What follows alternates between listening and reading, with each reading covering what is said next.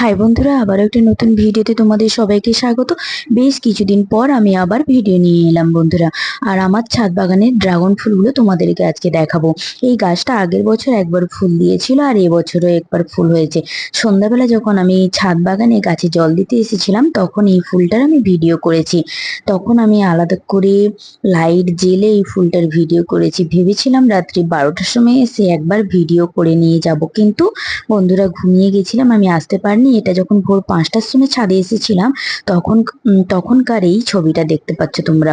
এটা ভোর 5টার সময় এই ফুলের ভিডিওটা করেছি। আর আমার ছাদ বাগানে এই ড্রাগন গাছগুলোতে খুব একটা ফুল আসে না, দু একটা করে দু তিনটে ফুল এসেছে। আর এদিকে কিছু বরবটির দানা দিয়েছিলাম, সেই বরবটির দানাগুলো থেকে দেখলাম খুব সুন্দরভাবে গাছ বেরিয়েছে। আর কিছু লাল শাকগুলো আমি মাছ বরাবর একটু তুলে নিচ্ছি, যাতে এই জায়গাটা একটু পরিষ্কার হয়ে যায় আর বরবটি গাছগুলো খুব ভালোভাবে উঠতে পারে।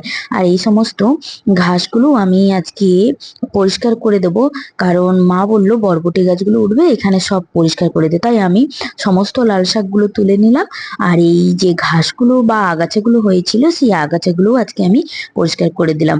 আর দেখেছো কতগুলো লাল শাক আজকে হারভেস্ট করে নিলাম। আমি একবারে ছাদে বসেই লাল শাকের গোড়াগুলো পরিষ্কার করে নিয়েছি। তো আজকের মতো এইটুকুই, টাটা বন্ধুরা।